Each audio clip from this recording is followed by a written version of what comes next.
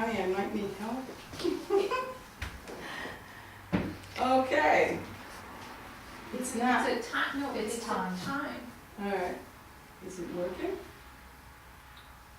Each section is allotted a certain amount of time. Right. Yeah, but it's not that much time. It's a lot of time. I think the connection is probably the data, you're not gonna Well, get downloads as Well, fast. if you go to Mom's blog, Yes. If you go to my blog and you type in the search feature on Instagram, that's what I just did to get this. Then what happens? Oh, there's one more. Do you have it linked to your website? Yeah, I have it linked. This is my website. So the BeverlyShipCo.com. .com, and you go to my blog and you search. You just search Instagram. It's from June 2nd, the post, and you can go and you can look at it. I just thought of one more thing, but I'm not going to do this now. Maybe I'll do it later. So I did print. See, I was prepared. Oh, thanks. Thanks for looking out for me. All right, we'll move it over here to be safe. I can't live without. I can't live without my iPad. So this is what it looked like, and it was very complimentary. You know, here it says there's amazing donut art by Beverly Shipco. We're teaming up with Beverly Shipco to create a donut painting for National Donut Day, and that's the little painting that I'm passing around. And just in case something like this happened, I printed little stills so you could get the flavor of it. And then the last frame is the final picture. Much more exciting in person. And I played it a lot that day. I couldn't help myself. So it was a really exciting day because Instagram story got 60,000 views, which is amazing.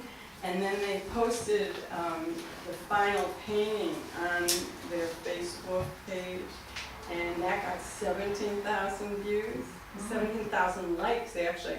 Now, to give you some perspective, when I post on Instagram, if I get 60, I'm ecstatic. So 17,000 was just incredible, and I picked up new followers. So, in the end, you might think that I got the last laugh on my father, right? But that wasn't the case, because right around the time that he passed away in 2011, I wasn't feeling good for an extended period of time. Nothing serious, but I was not well.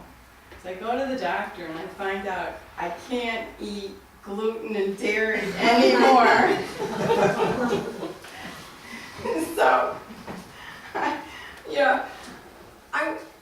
I was kind of in shock, and my first thought wasn't for me, but it was more like, well, how am I going to take a bite out of that Oreo, you know?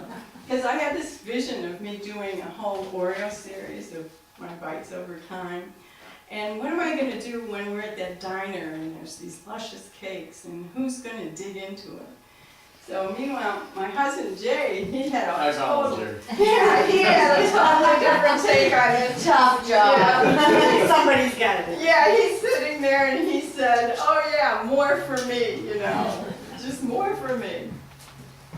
So in the end, you know, you might say that my father got the last laugh after all, because I'm going back now to being this deprived kid like I was when I was younger, only now I satisfy my sweet tooth with paintings, and I have paintings, but this time around I'm okay with that. All right, so do you have any questions about anything?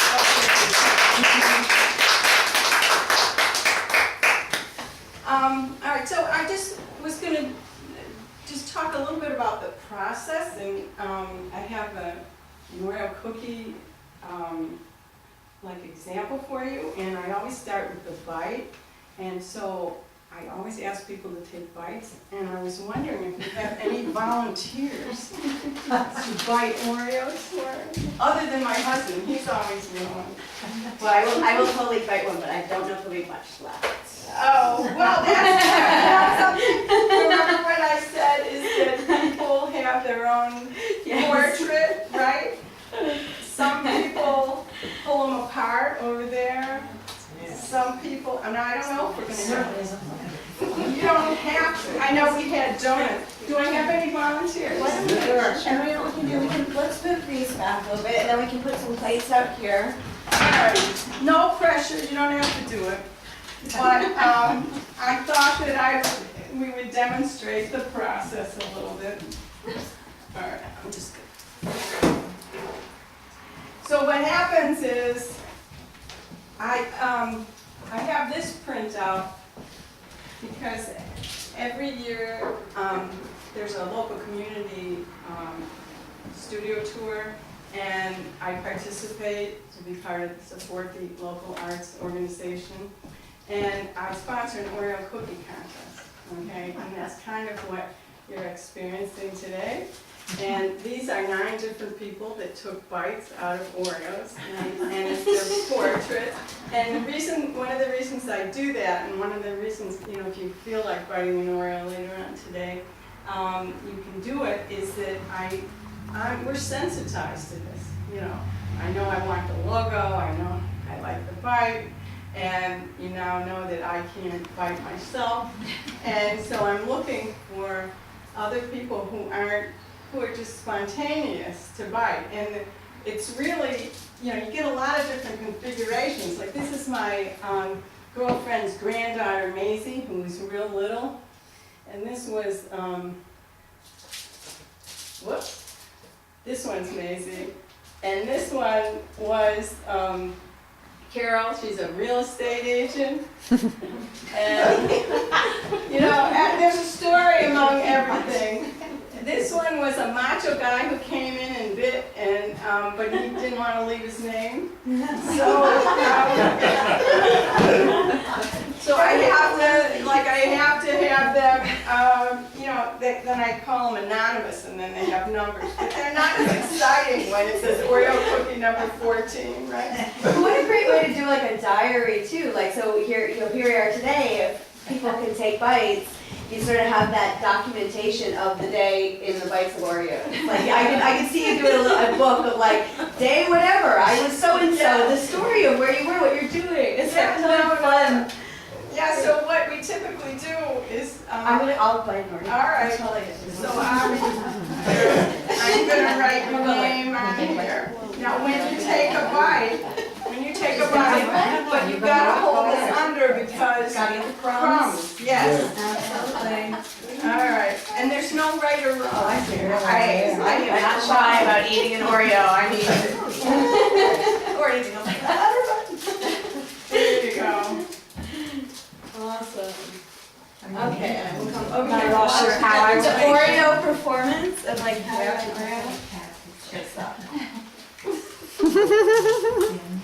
All right. Okay. Oh, good. Lots of crumbs. Okay, you'll come and see it. Yeah. Okay. So, yeah, you know, put the napkin. Yeah, put your name on. Yeah, oh, here. Yeah, put your name on the plate. Here it is. Let me get that. It's a scientific experiment process, basically. It is. It's a sociological study. Yeah. So, this is what, like at the end of the studio tour, it's just a 2-day thing. So this is what I get. I get a whole kitchen table full of Oreos. Okay, and you can look at the different shapes. There's one, somebody stacked it. I become more flexible and I let people stack it there.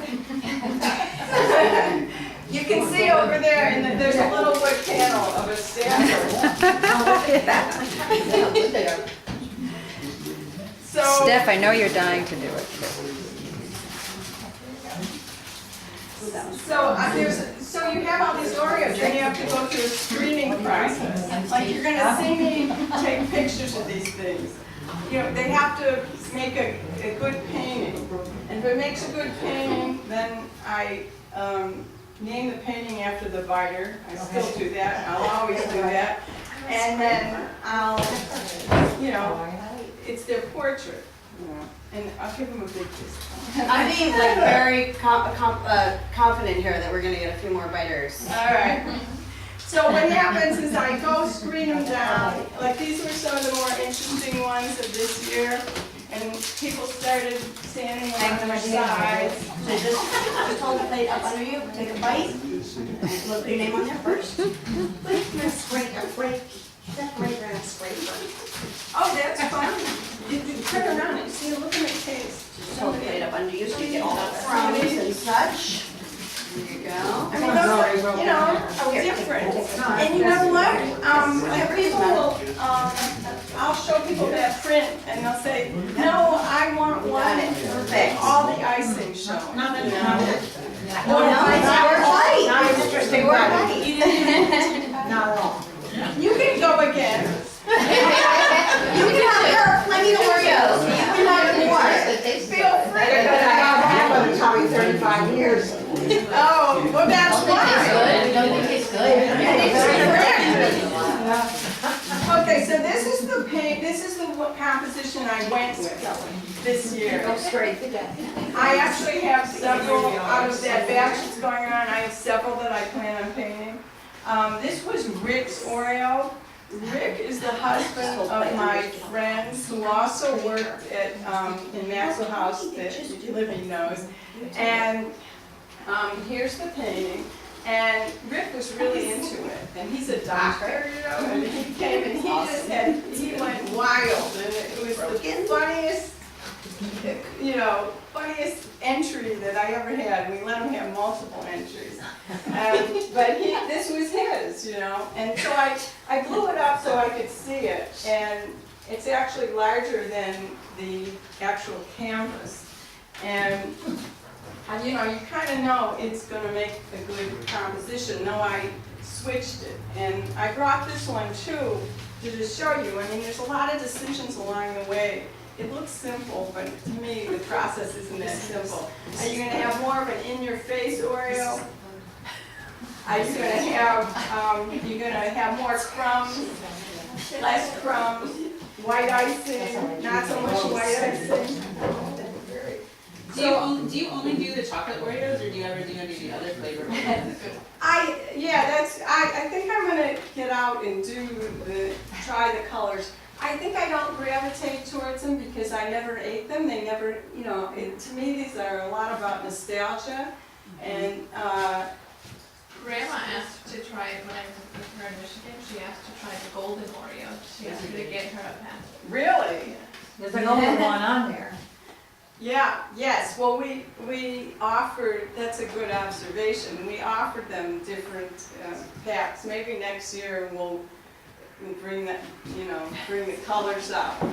I don't know how I feel about that, but I think it's time. I think that there's a lot of people that would really get into that, you know. So you were talking about that, the dynamic a little bit about when you're painting for yourself versus when you're painting for when they ask you, and it really is a different perspective to come from, I think. Yeah. But interesting to explore, perhaps. Yeah, no, enough people have asked about it, and I have to say I've eyeballed them in the market. So It might be time. and someone actually brought a green frosty one to enter in the contest one year. You know, so that maybe is the tip off. So you'll see there's some Oreos out there, including one which I'll show you. It was I had a winner one year, and I did 2 paintings of her Oreo from different views, and one's hanging out there, and then there's a real big one. And so the first decision, of course, is what's your size going to be? You're going to do it little, you're going to do it big. Are you going to use acrylic or oil? I tend to use oil paint. I like the texture of it. You know, I can paint the background first, or the foreground, and these are all decisions you make. Normally, I start with the background because I like to layer the paint as if it's real light. So the last thing I would put on would be the icing, and then behind that I would put the Oreo itself, and behind that I would put the background. And I find that one of the things that contributes to things being more realistic even though I'm not, hyper real, is the physicality of the paint and the layers of the paint. So I usually start with the background, but if I had done that here, I wouldn't have been able to bring this because it wouldn't have dried in time. And that's one of the drawbacks of working in oil, is drying time is long. And then to complicate it, I like this particular brand and color of white. It's Old Holland titanium white, and it is the slowest drying paint I have ever worked with in my life. And so to do this, I did Kremnitz white, which you dry it in a day. It doesn't have the same look to it, and I'll probably paint over it when I get home. But like one of the things about painting Oreos is they're more monochromatic as opposed to the birthday cake. The birthday cake, I only use one color on each brush. That's how you maintain the clarity of color. So I'm kind of standing there, like I'll paint purple, right? And then I have to wipe the brush clean, and then I'll put more paint on it, because I probably hit the green or something, and I keep wiping all the time. And then I have this big tray of brushes. For this one, I think I had 20 brushes up. Sometimes I spend more time cleaning brushes than painting. And then there's all different kinds of paint brushes. There's flat, there's round, and what happened over time is the brushes change the way you paint. So they're all considerations. And the thing is that I ordered special canvas. It's linen primed.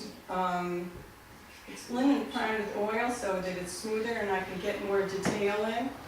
And so what happens is once you do that, you can't use acrylic over it because oil and water don't mix, and acrylic and oil don't mix, because one acrylic's water-based and oil is oil-based. So you've made a decision, you've committed yourself along the way by using a canvas like this, which is fine because I really like oil. Okay. And then I usually, like around here, if I had thought about maybe painting today, but I think I'd rather chalk. And besides, I can't, if I paint, I don't know how I'm going to get this thing back to New York. But I would paint the crumbs.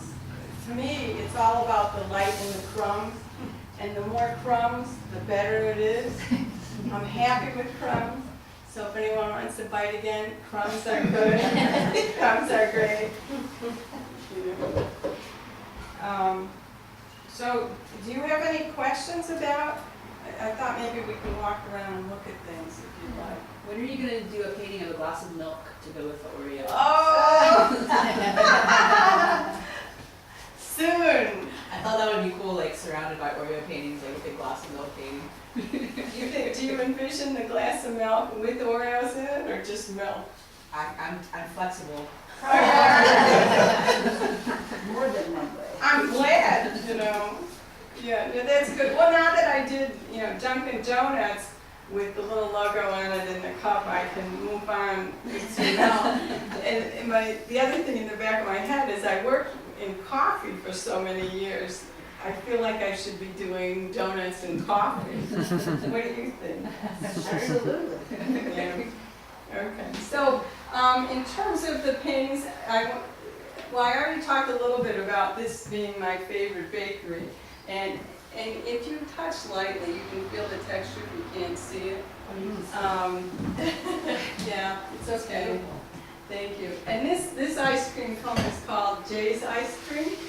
And it's my husband's ice cream, and that's his hand. And he said it reminded him of when he used to play baseball and come home afterwards and have an ice cream cone, or they'd go out, and then he'd lick. The challenge was to try and lick the ice cream before it melted on the side, and then you had to lick the cone and the top and go back and forth. So you can talk to him. He had a whole story about this.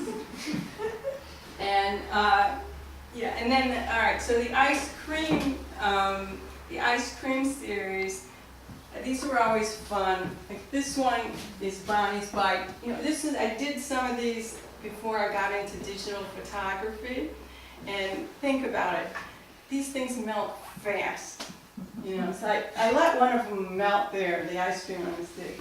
So all I had were these little Polaroids. Remember Polaroids? And they're little, they're blurry, they're awful. So you just had, I would paint the backgrounds in first in the napkin, and then I would say, okay, Bonnie, bite, quickly. And then she took a big bite out of that one, you know, and that was, yeah, multiple bites to get to that point. And this is some of Laura's, and I have to look at the name of that one. I think it was Jay's. But it's like, it's an art to this, and you need to plan and think about it. Over in the corner is the macarons. You can get up, it's okay, if you want to watch. The macaron painting is on a wood panel. The first time I painted on a wood panel, see these have give to them? The surface gives. So the first time I painted on a wood panel, I had a stiff brush which I like, and I said, oh, this is great, it's smooth, there's no texture, I'm going to have a great time, and I kind of went like that, and I bounced back because it had no give. And then I tried it again, and I said, I'm going to have to take a different approach. So I practiced on the wood panels for a while before doing that one. That was a photo that somebody sent to me, a friend sent to me. And by the way, I always welcome photos for ideas. I can't get everywhere, you know, especially when people travel. So Betty went to Antwerp and went to a famous bakery there called Del Rey Bakery, and shot some pictures for me, and that was one of them. And it's funny because I was talking to someone, and they were looking at the painting, and they'd actually been to the bakery, and they said it was really well known. But their things were beautiful, and I liked that because it was a different palette for me. It was more pastel. So if you turn around, oh Bonnie, am I interrupting you? If you turn around and you look at the back wall there, before I say anything, I'm going to ask you, what do you think? What do you think to yourself when you look at that?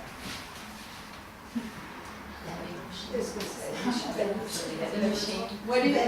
Yeah. And do you have any thoughts about? Any other thoughts about? Broccoli and a vending machine. Guilty. With the candy, that to put something in the. Yeah.